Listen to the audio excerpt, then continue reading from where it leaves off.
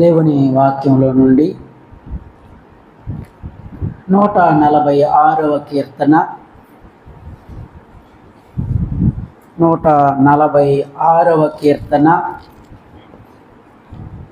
1-2 చరణాలను మనము చదువుకుందామండి. 1వ చరణం స్త్రీలలో నుండి చదవండి, 2వ చరణాన్ని పురుషుల్లో నుండి చదువుతారు. పాత నిబంధనలో పేజీ నెంబరు 528లో ఉందండి. 146వ కీర్తన 1-2 చరణాలు చదువుతూ ఉన్నారు. చదవండి. యెహోవాను స్తుతించుడి, నా ప్రాణమా యెహోవాను స్తుతింపుము. 2వ చరణం పురుషుల్లో నుండి. నా జీవిత కాలమంతయు నేను యెహోవాను స్తుతించెదను, నేను బ్రతుకు కాలమంతయు నా దేవుని కీర్తించెదను. చాలు, ప్రార్థన చేసుకుందాం. ప్రేమ కలిగిన పరిశుద్ధుడు అయిన మా తండ్రి, కృపామయుడ, దయామయుడ, మీకు స్తోత్రాలు, కృతజ్ఞతలు చెల్లిస్తున్నాము. మీరు ఎంతైనా నమ్మదగిన దేవుడవు నాయన, మారని దేవుడవు, మార్పు లేని తండ్రివి నాయన, మీకు స్తోత్రాలు. మేము ఏమై ఉన్నామో అది కేవలం మీ ఉచితమైన కృపే ప్రభువా, మీకు స్తోత్రాలు. మీ సేవకుడు అంద్రేనను బట్టి, మీ సేవకురాలను బట్టి, ప్రేమించిన 2 కుమారులను బట్టి, పరిచర్యను బట్టి ప్రభువా, మీకు స్తోత్రాలు. అయ్యా, మరి నాయన గడిచిన 6 నెలల్లో మీరు చేసిన మేలులు, ఉపకారాలను బట్టి నాయన మనసారా, హృదయమారా వందనాలు చెల్లిస్తూ ఉన్నాం. చదవబడిన వాక్య భాగంలో నుండి పరిశుద్ధాత్మదేవ మీ సన్నిధి తోడుగా ఉంచుము. నిలవబడే మీ దాసుని నిష్ప్రయోజకున్నయ్యా, బలహీనున్నయ్యా, నన్ను బలపరుచుము. మీ రక్తాన్ని ప్రోక్షించండి, మీ ఆత్మతో అభిషేకించండి. కొలత లేని ఆత్మని కుమ్మరించి కూడి వచ్చిన నాతో, మా అందరితో మీరు మాట్లాడి మీ నామానికి మహిమ తెచ్చుకోమని యేసయ్య పరిశుద్ధమైన నామంలో ప్రార్థించి స్తుతులతో వేడుకుంటున్నాం తండ్రి, ఆమేన్. ప్రభు సన్నిధిలో కనిపెడతా ఉన్నప్పుడు ప్రభు ఇచ్చిన తలంపులు మీతో పంచుకుంటాను. 146వ కీర్తనలో చాలా కీర్తనలు స్తుతి కీర్తనలు ఉన్నాయి, ఆరాధన కీర్తనలు ఉన్నాయి. ప్రాముఖ్యంగా ఇక్కడ చూస్తే 2వ చరణం చదువుతారా? నా జీవిత కాలమంతయు నేను యెహోవాను స్తుతించెదను, నేను బ్రతుకు కాలమంతయు నా దేవుని కీర్తించెదను. చూసారా ఎంత అద్భుతమైన మాటలు రాయబడ్డాయో. ఏదో ఆదివారము ఆరాధనకు వచ్చినప్పుడే ప్రభువుని స్తుతించటం కాదు ప్రియులారా. ఈ భక్తుడు అంటున్నాడు, నా జీవిత కాలమంతయు, నేను బ్రతుకు కాలమంతయు నా దేవుణ్ణి ఏం చేస్తానంటున్నాడు? స్తుతిస్తాను, కీర్తిస్తాను. నిజమే ప్రియులారా, 1000 నోళ్లతో దేవుణ్ణి స్తుతించినా కూడా ఆయన రుణము మనము తీర్చుకోలేమండి. నిజంగా ఈ మాటలు నేను చదువుతా ఉన్నప్పుడు ఆశ్చర్యం అనిపించింది. నిజమే, మనం కూడా మన జీవిత కాలమంతా, మనము బ్రతుకు కాలమంతా కూడా ప్రభువుని ఏం చేయాలంటండి? స్తుతించాలి. ప్రార్థించటం మంచిదే, కానీ ప్రార్థించటం కంటే ఎక్కువగా ప్రభువుని ఏం చేయాలి? మనము స్తుతించటం చాలా మంచిది. అందుకే 147వ కీర్తన 1వ చరణంలో అదే మాట ఉంది, యెహోవాను స్తుతించుడే, మన దేవునికి స్తోత్రగానము చేయుట మంచిది. ఏదైనా ఉన్నది అంటే అదేంటంటండి?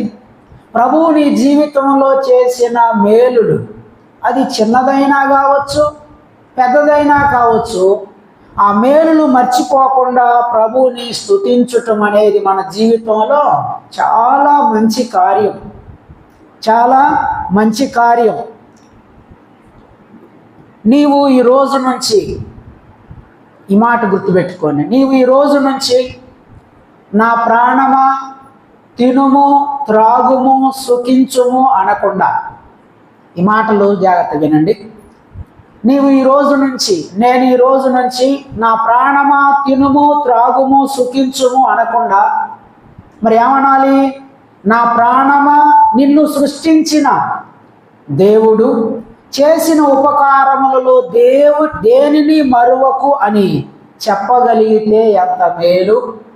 ఈరోజు చాలామంది లోకస్తులు ప్రియులారా వాళ్ళ ప్రాణంతో ఏం చెప్పుకుంటున్నారండి? నా ప్రాణమా తినుము త్రాగుము సుఖించుము. ప్రియులారా వారు అవిశ్వాసులు, మనము విశ్వాసులము. కాబట్టి మనం ఏం చెప్పాలంటే, నా ప్రాణమా నిన్ను సృష్టించిన దేవుడు ఆయన చేసిన ఉపకారములలో దేనిని నీవు మర్చిపోకుండా దేవుణ్ణి స్తుతించాలి అని చెప్పటం మన జీవితాలకి ఎంతో మేలండి. సరే, ఇంతకీ ప్రియులారా ఈ భక్తుడు ఎందుకు తన జీవిత కాలమంతయు బ్రతుకు కాలమంతా దేవుణ్ణి స్తుతిస్తున్నాడు? సేవకులు అందరే అన్న సేవకురాలు ఇద్దరు కలిసి మాట్లాడుకొని ఎందుకు స్తుతి కూడిక ఏర్పాటు చేసుకోవాలనుకున్నారు అంటే, వారి జీవితాల్లో దేవుడు ఎన్నో మేలులు చేస్తూ వచ్చాడు. నా జీవితంలో, మీ జీవితంలో, మనందరి జీవితంలో ఎవరైనా చెప్పగలరా? నిజమేనండి, ఈ 6 నెలల్లో ప్రభు నాకు ఒక్క మేలు కూడా చేయలేదు అన్న వాళ్ళు ఉన్నారు ఇక్కడ? ఉన్నారండి? లేరు కదా. కాబట్టి మన జీవితంలో కూడా సేవకులే కాదండి ప్రియులారా, మీరు కూడా కనీసం సంవత్సరానికి ఒక్కసారైనా లేకపోతే నెలకొక్కసారైనా మీ కుటుంబంలో ఏం జరగాల? మాట్లాడండి. స్తుతి కూడిక ప్రియులారా, కృతజ్ఞత కూడిక ఏర్పాటు చేసుకోవటం అది మీకు ఆశీర్వాదం, దేవునికి మహిమ. మీ కుటుంబాల్లో స్తుతి కూడిక ఏర్పాటు చేసుకొని 10 మందికి ప్రియులారా దేవుడు చేసిన మేలులు పంచుతూ ఆ కూడికను ఆధారం చేసుకొని 10 మందికి సువార్త ప్రకటించటం అనేది ఆ ప్రజలకు కూడా చాలా ఆశీర్వాదంకర కదా. కాబట్టి ప్రియుల దేవుడు చేసిన మేలు చాలాసార్లు మనము మర్చిపోతూ ఉంటాం. కానీ మన జీవిత కాలం అంతా ప్రభువుని ఎందుకు స్తుతించాలి? ప్రియులారా, ప్రభువు చేసిన 5 మేలులు జ్ఞాపకం చేసి నేను ముగిస్తాను త్వరగా. జీవిత కాలం అంతా ప్రభువుని ఎందుకు స్తుతించాలి? ఇంతకీ యేసయ్య చేసిన మేలులు ఏంటి అంటే, మొదటి మాట ఏంటంటే 5 మాటలు చెప్పి ముగిస్తాను. 146వ కీర్తన 5వ చరణం చదువుతారా?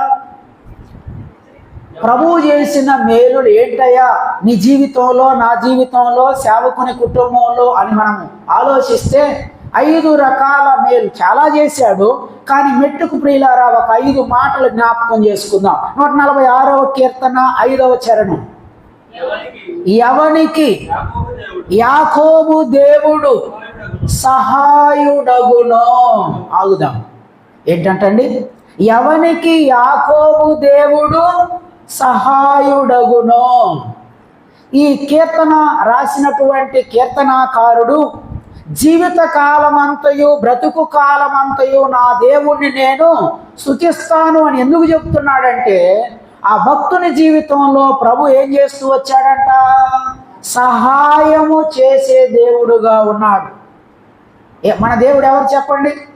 సహాయము చేసేటటువంటి దేవుడు. నా జీవితంలో, మీ జీవితంలో, మనందరి జీవితంలో ప్రియులారా ప్రభు ఏం చేస్తాడంటే ఆయన సహాయం చేసేటటువంటి దేవుడు. సేవకుని కుటుంబంలోనే కాదు ప్రియులారా, విశ్వాసుల కుటుంబాలలో కూడా ఈ 6 నెలల్లో ప్రభు ఏం చేస్తూ వచ్చాడు? నీకు నాకు ఆయన సహాయకుడుగా ఉన్నాడు, సహాయం చేసే దేవుడుగా ఉన్నాడు. ప్రియులారా 54వ కీర్తన 4వ చరణం చదవండి ఒకసారి. 54వ కీర్తన 4వ చరణం చూడండి. ఇదిగో దేవుడే నాకు సహాయకుడు. చాలు, అద్భుతమైన మాట అండి. దావీదు అంటున్న మాట ఏంటంటే, ఇదిగో దేవుడే నాకు సహాయకుడు. ఎవరంట? దావీదు జీవితంలో ప్రియులారా ఎవరంట సహాయం చేసేది? ఇదిగో దేవుడే, నేను నమ్మిన దేవుడు, నేను ఆరాధించే దేవుడు, ఇదిగో దేవుడే నాకు సహాయకుడు. ఇందాక దేవుని సేవకులు చెప్పారు, సేవకుని జీవితంలో కుటుంబంలో కష్టాలు శ్రమలు లేవని ఈ కృతజ్ఞతాకుడికి ఏర్పాటు చేసుకోలేదండి.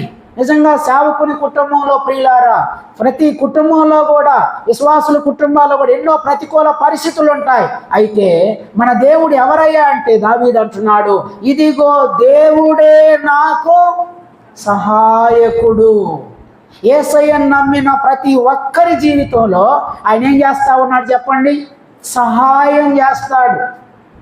2వ దినవృత్తాంతముల గ్రంథము 26వ అధ్యాయం 15వ వచనం చూడండి, చివరి మాట ఉంటుంది చూడండి. 2వ దినవృత్తాంతముల గ్రంథం 26వ అధ్యాయము 15వ వచనం చివరి మాట ఉంటుంది చూడండి. అతడు ఆ మాట 2వ దినవృత్తాంతముల గ్రంథం 26వ అధ్యాయం 15వ వచనం చివరిలో, అతడు స్థిరపడు వరకు అతనికి ఆశ్చర్యకరమైన సహాయము కలిగెను. మన దేవుడు ఎవరో తెలుసా? సహాయము చేసే దేవుడే కాదండి. ఏ సహాయం అంట? ఆశ్చర్యకరమైన సహాయం. నిజంగా నువ్వు ఆశ్చర్యపోతావు, నేను ఆశ్చర్యపోతాను ప్రియులారా దేవుడు చేసే సహాయాన్ని బట్టి.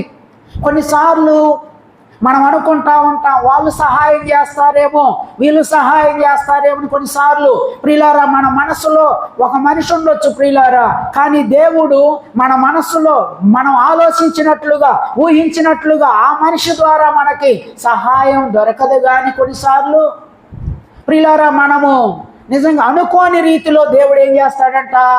ఆశ్చర్యకరమైన, ఇక్కడ ఒక రాజు ఉన్నాడు, ఆయన పేరు ఉజ్జియా. ప్రియులారా ఆయన 16వ సంవత్సరంలో ప్రభు నమ్ముకున్నాడు, దేవుణ్ణి ఆశ్రయించాడంట. ఆ ప్రభు ఏం చేస్తూ వచ్చాడంట ఉజ్జియా రాజుకి?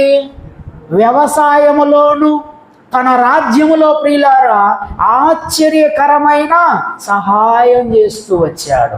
నిజమే, ఇక్కడ వ్యవసాయం చేసేవారు కూడా ఉన్నారు ప్రియులారా. మీరు చేసే వ్యవసాయంలో, మీరు చేసే వ్యాపారంలో, మీరు చేసే ఉద్యోగంలో, మీరు చదువుకునే చదువుల్లో, సేవలో ప్రియులారా మన దేవుడు ఏం చేస్తాడంటే ఆశ్చర్యకరమైన సహాయం చేస్తూ వస్తున్నాడు.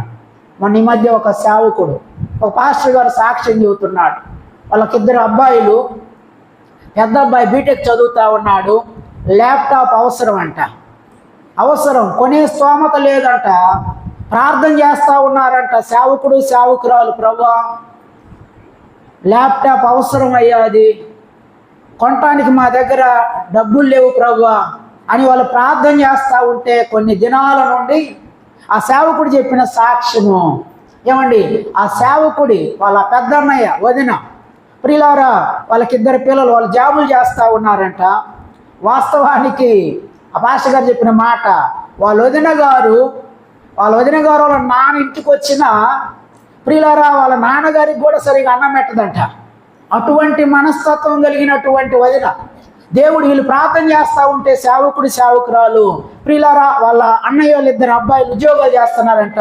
వాళ్ళిద్దరు అనుకున్నారంట, బాబాయికి మనం ఎట్లాగైనా ఏదో ఒక రకంగా ఏం చేయాలా, సహాయపడాలి అని. వాళ్ళిద్దరు అనుకొని 40,000 రూపాయలు పెట్టి ల్యాప్టాప్ కొనిపించారంట. ఆ సేవకుడు సాక్ష్యం చెబుతున్నాడు, నిజంగా వాళ్ళు అనుకోలేదు ప్రియులారా అటువైపు నుంచి సహాయం వస్తుందని. మన దేవుడు ఎవరయ్యా అంటే మొట్టమొదటిగా ఆయన చేసే మేలు ఏంటంటే సహాయము చేసేటటువంటి దేవుడు ప్రియులారా. ఎలాంటి సహాయము ఉజ్జియాకు చేశాడు దేవుడు? ఆశ్చర్యకరమైన సహాయము.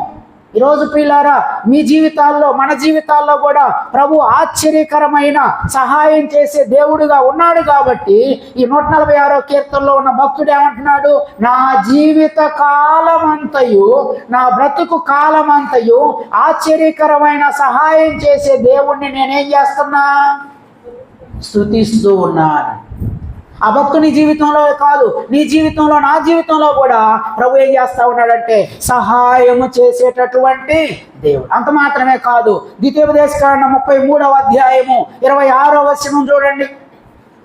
ఒకవేళ మీరు దేవుని సహాయం కొరకు ఎదురు చూస్తూ ఉన్నారేమో, నేను దేవుని సహాయం కొరకు ఈ విషయంలో ప్రభు నాకు సహాయం చేస్తే బాగుండని ఎదురు చూస్తూ ఉన్నారేమో ప్రియులారా, ద్వితీయోపదేశకాండం 33వ అధ్యాయము 26వ వచనం చూడండి. యెషూరును దేవుని పోలిన వాడెవడునూ లేడు. ఆ మాట అండర్లైన్ చేసుకోండి. ద్వితీయోపదేశకాండం 33వ అధ్యాయం 26వ వచనం, ఆయన నీకు సహాయము చేయుటకు ఆకాశ వాహనుడై వచ్చు. ఇప్పటిదాకా ఈ 6 నెలల్లో దేవుడు నీకు, నాకు, మనకి ఆశ్చర్యకరమైన సహాయం చేస్తూ వచ్చాడు ప్రియులారా. ప్రభు అంటున్న మాట ఏంటంటే, సహాయం కొరకు ఎదురు చూస్తున్నావు కదా నా సేవకుడా, సహాయం కొరకు ఎదురు చూస్తా ఉన్నావు కదా నా కుమారుడా, నా కుమార్తె, దిగులు పడబాకు, భయపడబాకు. ప్రభు అంటున్నాడు, ఆయన నీకు సహాయం చేయుటకు ఆకాశ వాహనుడై వస్తా ఉన్నాడు. నీకు ఏమి సహాయం కావాలో, నీకు ఎంత సహాయం కావాలో, నాకెంత సహాయం కావాలో ప్రియులారా ప్రభువుకు తెలుసండి. ఆయన నీకు నాకు సహాయం చేయటానికంట ఆకాశ వాహనుడై వస్తా ఉన్నాడు. కాబట్టి మన దేవుడు ఎవరయ్యా అంటే, మొట్టమొదటిగా సహాయం చేసేటటువంటి దేవుడండి. సేవలో, సేవకుని కుటుంబంలో, సేవలో, పరిచర్యలో, పిల్లల చదువుల విషయంలో ప్రియులారా నిజంగా మామూలు విషయం కాదు. విశ్వాసులైతే ఏదో ఒక పని చేసి ప్రియులారా, ఏదో ఒక వ్యాపారము లేకపోతే పొలం పనులు ఏదో ప్రియులారా చేసి పిల్లలను చదివించుకుంటారు. కానీ దేవుని సేవకులు ప్రియులారా ఎలా చదివిస్తారంటే దేవుని మీద ఆధారపడతారు. దేవుడు సహాయం చేస్తాడు. దేవుని సహాయం కొరకు ఇందా చెప్పాగా, సేవకుడు సేవకురాలు నిలువు మోకాలేసి దేవుని వైపు చేతులు చాపి, అయ్యా ల్యాప్టాప్ కావాలా, మీరే సహాయం చేయమని ప్రార్థన చేసినప్పుడు దేవుడు ఏం చేస్తూ వచ్చాడంట, ఆశ్చర్యకరమైన సహాయం చేస్తూ. మన దేవుడు సహాయం చేసేటటువంటి దేవుడు ప్రియులరా. దావీదుకు సహాయం చేశాడు, నీకు నాకు కూడా ఆయన సహాయం చేశాడు. ఆయన సహాయం చేయటానికి ఎలా రాబోతున్నాడంట, ఆకాశ వాహనుడై రాబోతున్నాడు. ఏం భయపడబాకు, దిగులు పడబాకు, కలవర పడబాకు, కంగారు పడబాకు. మన దేవుడు ఆశ్చర్యకరమైన సహాయం చేసే దేవుడు. అందుకే మనసారా మనం ప్రభుని ఏం చేయాలంట, స్తుతించాలి. ఇది మొదటి మాట. రెండవ మాట చూడండి ప్రియులారా, 147వ కీర్తన 147వ కీర్తన 14వ చరణం చదువుదాం. 147వ కీర్తన 14వ చదవయ్యా. నీ సరిహద్దులలో సమాధానము కలుగజేయువాడు ఆయనే. రెండవదిగా ప్రియులారా మన జీవితాలయ్యా, మన జీవితంలో ప్రియులారా రెండవదిగా ఆయన చేసే మేలు ఏంటంటే, చేసిన మేలు ఏంటంటే సమాధానం ఇచ్చే దేవుడు. ప్రియులారా అర్థమవుతుందా? మనం సమాధానం కలిగి, నెమ్మది కలిగి, ప్రశాంతత కలిగి ప్రియులారా మనము ముందుకు వెళ్తా ఉన్నప్పుడు అప్పుడప్పుడు సైతానుడు ఏం చేస్తూ ఉంటాడంటే, ఎవరిని మన కుటుంబాలలో కలవరాన్ని పుట్టిస్తూ ఉంటాడు, ఆందోళన పుట్టిస్తూ ఉంటాడు, గలిబిలి పుట్టిస్తూ ఉంటాడు, గందరగోళం పుట్టిస్తూ ఉంటాడు ప్రియులారా. అలాంటి పరిస్థితుల్లో ప్రియులారా మన దేవుడు ఎవరయ్యా అంటే, ప్రభు ఏమంటున్నాడు చెప్పండి, నీ సరిహద్దులలో సమాధానము కలుగజేయువాడు ఆయనే. మన దేవుడు సమాధానమునకు కర్త అని రాయబడి ఉంది. కొరింథీ పత్రికలో చదవద్దు కానీ అల్లరికి కర్త ఉన్నాడు సాతానుడు. సేవకుడు, సేవకురాలు, పిల్లలు చక్కగా పరిచర్యలో ముందుకు వెళ్ళిపోతా ఉంటే సైతానుడు ప్రియులారా సేవకుని కుటుంబంలో లేకపోతే విశ్వాసుల కుటుంబాలలో, దేవుని బిడ్డల కుటుంబాలలో, సంఘాలలో సమాధానం లేకుండా చేయాలని, కలవరాన్ని ముట్టించాలని, గందరగోళం చేయాలని చెప్పేసి చాలా ప్రయత్నాలు చేస్తూ ఉంటాడు. అటువంటి పరిస్థితుల్లో ప్రియులారా దేవుడు ఏం చేస్తా ఉన్నాడంట, నీ కుటుంబములో, సంఘములో, నీ సరిహద్దుల్లో ఆయన ఏం కలుగు చేస్తా ఉన్నాడంట, సమాధానము కలుగజేస్తా ఉన్నాడు. ఎక్కడైనా సమాధానం దొరుకుద్దండి? లోకంలో ఎక్కడికి వెళ్ళినా సమాధానం దొరికిద్దా? దొరకదు. లూకా సువార్త 7వ అధ్యాయం 50వ వచనం చూడండి ఒకసారి. లూకా సువార్త 7వ అధ్యాయం 50వ వచనం. అందుకాయన నీ విశ్వాసము నిన్ను రక్షించెను, సమాధానం గలదానవై వెళ్ళుమని ఆ స్త్రీతో, ఇక్కడ ఒక స్త్రీ కనబడుతుంది, పేరు రాయబడలేదు, కానీ సమాధానం లేదు, సంతోషం లేదు, మనశ్శాంతి లేదు. ప్రియులారా, రకరకాల బంధకాలతో ఉంది. ఆమెకు అర్థమైపోయింది, నాకు సమాధానం ఎవరి దగ్గర దొరుకుద్దయ్యా, నాకు సమాధానం ఇచ్చేవాళ్ళు ఎవరైనా ఈ భూమి మీద ఉన్నారంటే ఒక ఆయన ఉన్నాడు, యేసు ప్రభు వారని. అత్తరుబుడ్డి తీసుకొని ప్రియులారా యేసు ప్రభు దగ్గరికి వచ్చి పగలగొట్టి ఆయన పాదాల మీద పోసి కన్నీళ్లతో తన పాపాలు ప్రియులారా ఒప్పుకున్నప్పుడు, ప్రియులారా వచ్చేటప్పుడు సమాధానం లేకుండా వచ్చింది. ఇప్పుడు ప్రభు ఏమిచ్చి పంపిస్తున్నాడు? ఆమెకు వెండి బంగారాలు ఏమి ఇవ్వలేదు, కానీ ప్రియులారా ఏమండి సమాధానం ఇచ్చి పంపిస్తా ఉన్నాడు. ఈరోజు చాలా కుటుంబాల్లో చూడండి, వెండి ఉంది, బంగారం ఉంది, ధనం ఉంది, ఇంకా చాలా ఉండటానికి ఇల్లు ఉంది, తినటానికి సమృద్ధిగా ఆహారం ఉంది, కానీ కుటుంబాల్లో ఏమి లేదు. చాలా కుటుంబాలకు మేము వెళ్తూ ఉంటాం ప్రియులారా, కొంతమంది కన్నీళ్లు పెట్టుకుంటూ చెప్తా ఉంటారు, మా ఇంట్లో అన్నీ ఉన్నాయి కానీ పాస్టర్ గారు ఏమి లేదు, సమాధానం లేదు, నెమ్మది లేదు, మనశ్శాంతి లేదండి, చనిపోదాం అనిపిస్తుంది అని చెప్తా ఉన్నారు. కానీ ప్రియులారా దేవుడి 6 నెలల్లో కూడా ఆయన చేసిన మేలేంటో తెలుసా? ఏమండి ఆయన నీకు నాకు ఏమిస్తున్నాడంట? ఆయన సమాధానం ఇచ్చి నడిపిస్తున్నాడు. సమాధానమునకు కర్త ప్రియులారా. యోహాను సువార్త 20వ అధ్యాయంలో కూడా ఒక మాట చూడండి, 19వ వచనం. యోహాను సువార్త 20వ అధ్యాయం 19వ వచనం. ఆదివారము సాయంకాలమున శిష్యులు యూదులకు భయపడి తాము కూడి ఉన్న ఇంటి తలుపులు మూసుకొని ఉండగా యేసు వచ్చి మధ్యను నిలిచి మీకు సమాధానము. కింద వచనాల్లో కూడా ఉంటుంది, చదవలే అవసరం లేదు. చూసారా, శిష్యులు ప్రియులారా యేసు ప్రభు వారు చనిపోయాడు, సమాధి చేయబడ్డాడు, తిరిగి లేచాడు.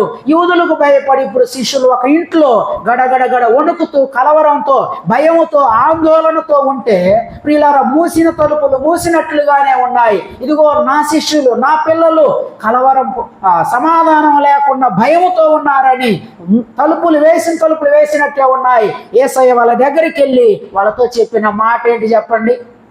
మీకు సమాధానము కలుగునుగాక. శిష్యులు కూడా ప్రియులారా అనేక సార్లు కలవరపడిన సందర్భాలు ఉన్నాయి, భయపడిన సందర్భాలు, ఆందోళన చెందిన సందర్భాలు. ప్రభు వచ్చి ప్రియులారా మీకు సమాధానము కలుగునుగాక. వెంటనే వాళ్ళంట ప్రభువుని చూసి సంతోషించిరి అనే మాట రాయబడి ఉంది. నీ జీవితంలో కూడా ప్రియులారా రకరకాల భయాలు ఆవరించినాయి. అర్థమవుతుందా ప్రియులారా? ఎన్నో రకాల కలవరాలు, ఆందోళనలు. అయితే ప్రభు ప్రియులారా నీకు నాకేమిస్తున్నాడో తెలుసా? ఆయన నువ్వు కలవరపడిన ప్రతిసారి, భయపడిన ప్రతిసారి ఆ భయాన్ని, కలవరాన్ని తీసేసి నీ దగ్గరకు వచ్చి ఆయన నీకేమిస్తున్నాడు? సమాధానం ఇస్తున్నాడు. మరొక స్త్రీ ఉంది, 12 సంవత్సరాల నుండి రక్తస్రావ రోగం, ఇంట్లో సమాధానం లేదు, ఒంట్లో సమాధానం లేదు. ప్రభువు దగ్గరకు వచ్చింది ప్రియులారా. ఇప్పుడు ప్రభు అన్నాడు, కుమారి నీ విశ్వాసము నిన్ను స్వస్థపరి సమాధానం గలదానవై. ఎంత సమాధానం! భర్త ఇవ్వలేకపోయాడు సమాధానం, డాక్టర్లు ఇవ్వలేకపోయారు సమాధానం, బంధువులు ఇవ్వలేకపోయారు ఆమెకు సమాధానం. ప్రభువు దగ్గరకు వస్తే సమాధానం ఇచ్చి ప్రియులారా ఆమెను పంపించేశారు. ఈ రోజున మొట్టమొదటిగా ప్రభువు చేసిన మేలు ఏంటంటే చెప్పండి, సహాయం చేసేటటువంటి దేవుడు. ఆశ్చర్యకరమైన సహాయం చేస్తాడు. సహాయం చేయటానికి ఆయన ఆకాశవాహనుడై వస్తున్నాడు. కొన్నిసార్లు నేను కూడా భయపడతాను, కొన్నిసార్లు నేను కూడా ఎక్కడి నుంచి వస్తుంది ప్రభువా సహాయం? పిల్లలకు ఫీజులు కట్టాలి ఎట్లా? దేవుని సన్నిధిలో ప్రార్థన చేసినప్పుడు కొన్నిసార్లు ఆశ్చర్యం, అసలు కొన్నిసార్లు ఆశ్చర్యం ప్రియులారా, దేవుడు ఆశ్చర్యకరమైన సహాయం చేస్తాడండి. రెండవదిగా మన దేవుడు ఎవరు చెప్పండి? సమాధానమిచ్చే దేవుడు ప్రియులారా. మూడవ మాట దగ్గరకు వస్తున్నాను. మూడవదిగా కీర్తనలు 138వ కీర్తన 8వ చరణం చూడండి. 138వ కీర్తన 8వ చరణం. 138:8 యెహోవా నా పక్షమున కార్యము సఫలము చేయును. చాలండి. మూడవదిగా మన దేవుడు చేసే మేలేంటి? మొట్టమొదటిగా ఏం మేలు? సహాయం చేసే దేవుడు. రెండవదిగా సమాధానమిచ్చే దేవుడు. మూడవదిగా సఫలం చేసే దేవుడు, సఫలపరిచే దేవుడు. ప్రియులారా, దేవుని పిల్లలుగా నువ్వు ఒక పని ఆరంభిస్తే సాతాను నిన్ను ఎలా విఫలం చేయాలా అనే ప్లాన్లో ఉంటాడంట. సేవకుడైన పరిచర్యలో ముందుకు వెళ్తా ఉంటే, నిజంగా పరిచర్యలో ప్రియులారా ఈ దేవుని మీద ఆధారపడి వెళ్తా ఉంటే కొన్ని కార్యాలు తలపెట్టినప్పుడు, విశ్వాసులు కొన్ని కార్యాలు తలపెట్టినప్పుడు అంట సాతాను ఏం చేయాలని చూస్తుంది? చెప్పాలా ఏం చేయాలి? నీ కార్యాన్ని విఫలం చేయాలని సాతాను చూస్తుంది. కానీ మన దేవుడు ఎవరు? దావీదు అంటున్న మాట, యెహోవా నా పక్షమున కార్యము సఫలము చేయును. మన దేవుడు ప్రియులారా, మనము విఫలమైపోతాము కానీ దేవుడు నీ పక్షాన ఉండి సాతాను నిన్ను విఫలం చేయాలని చూసే ప్రతి సందర్భంలో ప్రియులారా, నిజమే నేను ఈ విషయంలో విఫలమైపోతాను అనుకున్న సందర్భాల్లో దేవుడు నీ పక్షాన నా పక్షాన నుండి ఆ కార్యాలను ఏం చేశాడంట? ఆయన సఫలపరుస్తూ ఉన్నాడు. సఫలపరిచే దేవుడు మన దేవుడు.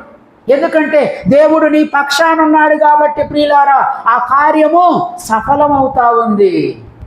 నెహెమ్యా గ్రంథంలో ప్రియులారా ఒక మాట ఉంది, చదవండి. 2వ అధ్యాయము 20వ వచనంలో ఒక మాట ఉంది.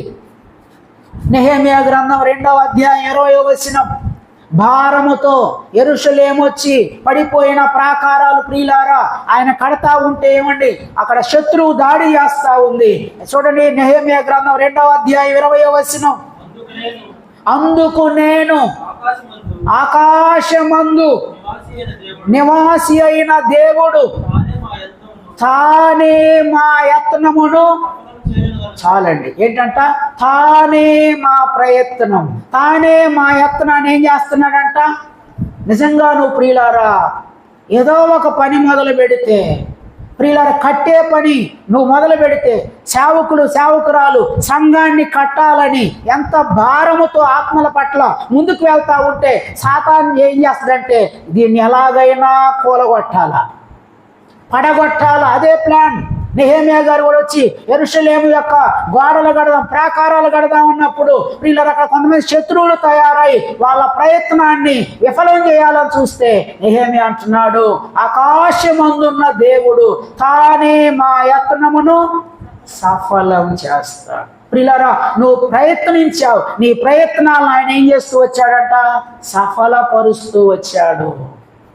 సామెతల గ్రంథం 16:3, సామెతల గ్రంథం 16వ అధ్యాయం 3వ వచనం చూడండి. నీ పనుల భారము యెహోవా మీద నుంచుము, అప్పుడు నీ ఉద్దేశములు. చూసారండి, మన ఉద్దేశములు ప్రియులారా, నువ్వు ఒక ఉద్దేశించావు, ఒకటి అనుకున్నావు, ఆ ఉద్దేశాలను దేవుడు ఏం చేస్తూ ఉన్నాడు? సఫలం చేస్తూ ఉన్నాడు. మన ప్రయత్నాలను సఫలపరిచే దేవుడు, మన యొక్క ప్రియులారా ఉద్దేశాలను సఫలపరిచే దేవుడు. అంత మాత్రమే కాదు, ఆదికాండం 24వ అధ్యాయము 56వ వచనం చూడండి. ఆదికాండం 24వ అధ్యాయం 56వ వచనం, అప్పుడు అతడు యెహోవా, అండర్లైన్ చేసుకోండి, యెహోవా నా ప్రయాణమును సఫలము చేసెను. చూసారా, దేన్ని సఫలం చేస్తున్నాడు? ఎలియాజరు, అబ్రహాము యజమానుడు, ఇస్సాకు భార్యను తీసుకురామని పంపిస్తే మోకాళ్ళేసి ఒంటెలను మోకరింపజేసి ప్రార్థన చేసుకొని బయలుదేరి ప్రయాణమై వెళ్తా ఉంటే దేవుడు ఏం చేస్తూ వచ్చాడంట? చెప్పండి, ప్రయాణాన్ని సఫలపరుస్తూ వచ్చాడు. సేవకులు పరిచర్య నిమిత్తం ఎన్ని ప్రయాణాలు చేస్తూ ఉంటే, మీరు ప్రియులారా ఈ 6 నెలల్లో ఎన్ని ప్రయాణాలు చేస్తూ ఉన్నారో ఆ ప్రయాణాలను దేవుడు ఏం చేస్తూ వచ్చాడంట? సఫలం చేస్తూ వచ్చాడు. ఎన్ని యాక్సిడెంట్లు జరుగుతున్నాయండి? 1, 2 ఎన్ని యాక్సిడెంట్లు అండి? కానీ ప్రియులారా ప్రార్థన చేసుకొని, ప్రభువా నా ప్రయాణంలో మీరు తోడుగా ఉండండి, సఫలపరచమని ప్రియులారా నువ్వు ప్రార్థన చేసుకుని వెళ్తే ప్రియులారా దేవుని దూతలను కాపుదలగా ఉంచి నీ ప్రయాణాలు నా ప్రయాణాలను ఆయన ఏం చేస్తా ఉన్నాడంట? ఎలియాజరు ప్రయాణాన్ని సఫలపరిచిన దేవుడు. ప్రియులారా ఎంతోమంది వెళ్ళాను, ఆ పని అయిపోయిందండి, తిరిగి వస్తున్నానని ఇప్పుడే ఫోన్ చేశారు, మధ్యలో యాక్సిడెంట్ అయ్యి చనిపోయిందనే వాళ్ళు లేరా? ఆ మధ్య హెలికాప్టర్ విమానం ప్రియులారా ఎంతమంది చనిపోయారు? 242 మంది. అవునా? చూసారా? ఒక్క ఆయనే బతికాడంట. అనుకున్నారా ప్రియులారా? అనుకున్నారా వాళ్ళు విమానం ఎక్కేటప్పుడు ఈరోజు మాకు మరణం కాదు? ప్రియులారా దేవుడు నీకు నాకు మన ప్రయాణాలను ఆయన ఏం చేస్తూ ఉన్నాడంటే చెప్పండి, సఫలపరుస్తూ ఉన్నాడు. అనేక సార్లు సాతానుడు విఫలం చేయాలని నువ్వు కూడా అనుకున్నావు, ఈ పనిలో నేను విఫలమైపోతానేమో అని, పాస్ అవ్వను అని అనుకున్నావేమో. దేవుడు ఏం చేస్తూ వచ్చాడంటే సఫలం చేస్తూ వచ్చాడు. మొట్టమొదటిగా మన దేవుడు ఏం చేస్తాడు చెప్పండి? ఏమేమి చేశాడు ఆయన? సహాయం చేసే దేవుడు. రెండవదిగా ఆయన సమాధానం ఇచ్చే దేవుడు. మూడవదిగా ఆయన సఫలపరిచే దేవుడు. నాలుగవదిగా చూడండి యెషయా గ్రంథం 38:19. నేను ఇంకొక మాట చెప్పి ముగిస్తా. యెషయా గ్రంథం ప్రియులారా 38వ అధ్యాయము 19వ వచనం చూడండి. సజీవులు సజీవులే కదా నిన్ను స్తుతించుదురు, ఈ దినమున నేను సజీవుడునై నిన్ను స్తుతించుచున్నాను. నాలుగవది ప్రభువు చేసిన మేలేంటి చెప్పండి? ప్రభువు చేసిన 4వ మేలేంటి? మనము సజీవులుగా ఉండటమే దేవుడు చేసిన మేలు. ఇక్కడ ఎవరైనా మనకు తెలుసుగా, ఎవరైనా యెషయా గ్రంథం 38 అనగానే ఎవరు గుర్తొస్తారు? హిజ్కియా. మరణకరమైన రోగం వచ్చింది. యెషయా ప్రవక్త చెప్పాడు, నువ్వు మరణమవుతున్నావు, నువ్వు బ్రతకవు, నీ ఇల్లు చక్కబెట్టుకో.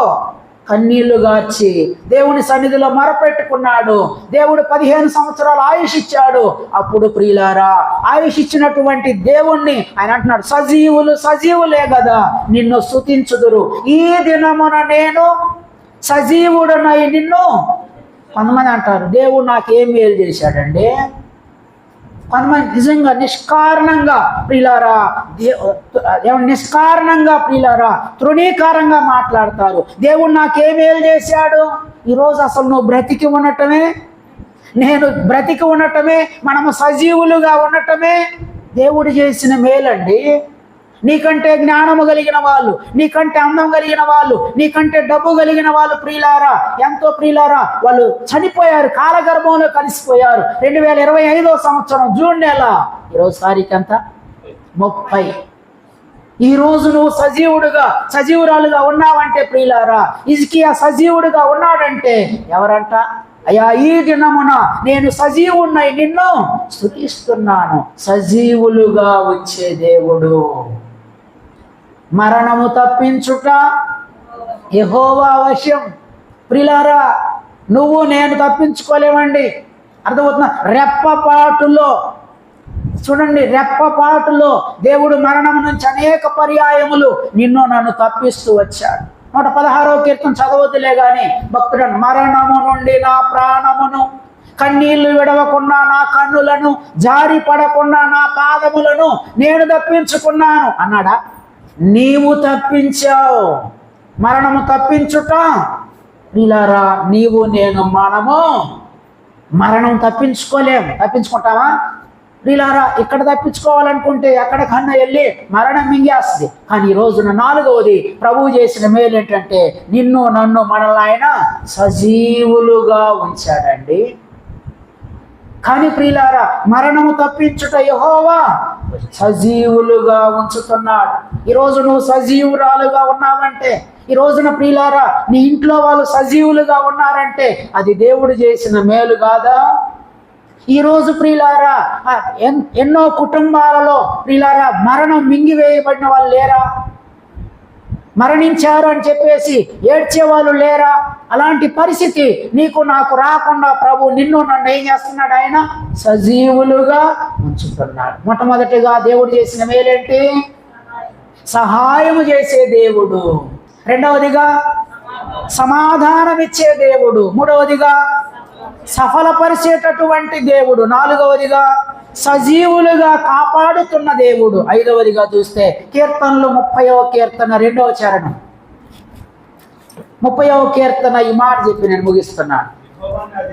30వ కీర్తన 2వ చరణం. యెహోవా నా దేవా, నేను నీకు మొరపెట్టగా నీవు నన్ను స్వస్థపరిచితివి. చాలండి. ఐదవదిగా మన దేవుడు ఎవరు చెప్పండి? స్వస్థపరిచే దేవుడు. దావీదు అంటున్నాడు, యెహోవా నా దేవా, నేను నీకు మొరపెట్టగా నీవు నన్ను, డాక్టర్లు నన్ను స్వస్థపరిచాడు అంటలా, నాకు నేను టాబ్లెట్లు వేసుకున్నానండి నేను స్వస్థ అంటలా, నీవు నన్ను ఇలా టాబ్లెట్లు వేసుకున్నా ప్రభు స్వస్థ పరచకపోతే, బాగు చేయకపోతే ప్రియులారా మనకు స్వస్థత రాదు. శారీరకమైన స్వస్థత, ఆత్మీయమైనటువంటి స్వస్థత ఇచ్చి ప్రభు మనల్ని నడిపిస్తున్నాడు. దావీదు అనారోగ్య పరిస్థితుల్లో దేవుని పాదాల దగ్గరికి వెళ్ళి, యెహోవా నా దేవా, నీవే నన్ను స్వస్థపరుసయ్యా, నన్ను బాగు చేయయ్యా అని దేవుని సన్నిధిలో ప్రాధేయపడ్డప్పుడు ప్రభు ఏం చేస్తూ వచ్చాడు చెప్పండి? స్వస్థపరుస్తూ వచ్చాడు, బాగు చేస్తూ వచ్చాడు. ఒక రోజు మన శనివారం ఉదయకాలం ఒక ఇంటికి వెళ్ళాను. ఆయన రాంబాబు గారు, నాకు తెలుసు. ఆయన గారు పక్షవాతం వచ్చింది, కుడి చెయ్యి కుడి కాలు, మాట లేదు ప్రియులారా. అంతకుముందు మంచిగానే తిరిగాడు. ఏమండి వెళ్ళాను, వెళ్తే అసలు ఏం మాట్లాడట్లా, మంచం మీద అలాగే పండుకొని పోయాడు, కదలట్లా. వాళ్ళ అబ్బాయిని, అయ్యా కొంచెం మరి ప్రార్థన చేస్తాము, లేస్తాడా కూర్చుంటాడంటే లేదండి, ఆయన లేవట్లా, ఆయన అంతే పడుకున్నాడు. ఇలా ఈరోజు దేవుడు నిన్ను నన్ను ఆ స్థితిలోకి తీసుకెళ్లకుండా నిన్ను నన్ను ఆయన ఏం చేస్తున్నాడు చెప్పండి? స్వస్థపరుస్తున్నాడు. ఆయన నీకు నాకు మంచి ఆరోగ్యం ఇస్తున్నాడండి. ప్రభు స్వస్థపరచకపోతే, ప్రభు ఆరోగ్యం ఇవ్వకపోతే ఎంతో మంది అండి హాస్పిటల్ ఈ రోజున బెడ్ల మీద అల్లాడిపోతున్నారు, మూలుగుతున్నారు, వేలకు వేలు ప్రియులారా, లక్షలకు లక్షలు ఖర్చు పెట్టుకుంటున్నారు. అలాంటి పరిస్థితి దేవుడు నీకు నాకు రానివ్వకుండా, నీకు నాకు ప్రియులారా అనారోగ్యం వస్తే ప్రభు సన్నిధిలో ప్రార్థన చేసినప్పుడు ఆయన ఏం చేస్తూ ఉన్నాడు చెప్పండి? స్వస్థపరిచే దేవుడు ఉన్నాడు. చూసారా? స్వస్థపరిచే దేవుడు ఉన్నాడు. అనేక సార్లు అనారోగ్య పరిస్థితులు వస్తాయి. మా పాస్టర్ గారికి డెంగ్యూ జ్వరం వచ్చింది. కంచిసర్లో మేము ఇంకొక వెల్లంకోళ్ళు జాయిన్ అయ్యాం. ఎవరో చెప్పారు, ఇక్కడ ఉంటే మీరు తట్టుకోలేరు, చిన్న ఉడిపల్లి వెళ్ళండి అని. అక్కడ ఒక వారం ఉండి బయటకు వస్తే 15,000తో బయటపడ్డాం. కంచిసర్లో వాళ్ళని అడిగా ఎన్ని అయినాయి అంటే 70,000 అయినాయి అని చెప్పారు. దేవుని కృప ప్రియులారా, అక్కడ ఒక సేవకురాలు వచ్చింది, మీరు ఇక్కడ తట్టుకోలేరు పాస్టర్ గారు, చిన్న ఉట్పల్లి తీసుకెళ్తామని చెప్పేసి ఆమె ఆ వ్యాన్ ఉంటే నైట్కి నైటే తీసుకెళ్ళింది. వారం రోజులు ఉన్నాం, 15,000తో బయటపడ్డాం. వీళ్ళకి 70,000 అయింది. దేవుని కృప అర్థమవుతుందా ప్రియులారా? 2022లో నాకు పెరాలసిస్ లాగా వచ్చింది. దేవుని 6 నెలలు మీరు మందులు వాడాలన్నారు, కానీ దేవుని కృప 3 నెలల్లోనే దేవుడు స్వస్థతిస్తూ వచ్చాడు. ఈ రోజున మన దేవుడు చేసిన మేలులు ప్రియులారా కంటికి కనబడవు, చెవికి. అందుకే దావీదు నిజంగా 103వ కీర్తన మనకు బాగా తెలుసుగా, ఏమంటున్నాడు ఆయన? నా ప్రాణమా యెహోవాను సన్నతించుము, నా అంతరంగమున సమస్తమా ఆయన పరిశుద్ధ నామమును సన్నతించుము. ఆయన చేసిన ఉపకారములలో దేనిని, ఎన్ని మేలులండి, ఎన్ని ఉపకారాలు ప్రియులారా చెప్పాలంటే, నీ జీవితంలో నా జీవితంలో ఇక్కడ నిలబడి సాక్ష్యం చెప్పమంటే ఎన్ని మేలులు చేశాడో. మెట్టుకు 5 రకాల మేలులు ప్రభు మనకి చేశాడు. అందుకే మన జీవిత కాలం అంతా, మన బ్రతుకు కాలం అంతా ప్రియులారా సహాయం చేస్తున్న దేవుణ్ణి స్తుతించాలా. రెండవది, సమాధానం ఇస్తున్న దేవుణ్ణి స్తుతించాలి. మూడవదిగా, సఫలపరిచేటటువంటి దేవుణ్ణి స్తుతించాలి. నాలుగవదిగా, సజీవులుగా కాపాడుతున్నటువంటి దేవుణ్ణి స్తుతించాలా. ఐదవదిగా, స్వస్థపరుస్తున్నటువంటి దేవుణ్ణి ప్రియులారా మనము ప్రభువుని స్తుతించాలి, ప్రభువుని మనము ఆరాధించే వాళ్ళలాగా ఉండాలి ప్రియులారా. నిజంగా ఇన్ని మేలులు సేవకుని కుటుంబంలోనే కాదండి, మీ అందరి కుటుంబాల్లో కూడా ఆయన చేస్తూ వచ్చాడు. అందుకే మొట్టమొదటిగా నేనేం చెప్పాను, నా ప్రాణమా తినుము త్రాగుము సుఖించుము అనకుండా మరి ఏం చేయాలి చెప్పండి? నా ప్రాణమా నిన్ను సృష్టించిన దేవుడు చేసిన ఉపకారములో దేన్ని మరొకమని చెప్పగలిగితే ఎంత మేలు. మీరు కూడా మీ కుటుంబాల్లో ప్రియులారా కృతజ్ఞత కూడిక, స్తుతి కూడిక ఏర్పాటు చేసుకొని ప్రియులారా ప్రభువుని మహిమపరిస్తే, ప్రభువుని ఘనపరిస్తే ప్రియులారా మన కుటుంబాలకు ఎంతో ఆశీర్వాదం. కాబట్టి 5 రకాల మేలులు చేసినటువంటి 5 రకాల మేలులు చేశాడు. ఇక ముందుకు కూడా ఆయన ఎన్నో మేలులు చేయబోతా ఉన్నాడు. కాబట్టి ప్రభువు చేసినటువంటి మేలులను బట్టి ప్రియులారా నిజంగా ఆయనకి ఏమిచ్చి మనము రుణము తీర్చుకోలేము. ఆయన చేసిన మేలులు ఉపకారాలను బట్టి ప్రభువుని మనసారా కృతజ్ఞతలు ఆయన్ని మనము ఆరాధన చేద్దాం, ప్రభువుని స్తుతించుదాం ప్రియులారా. తలలు ఉంచుదాం.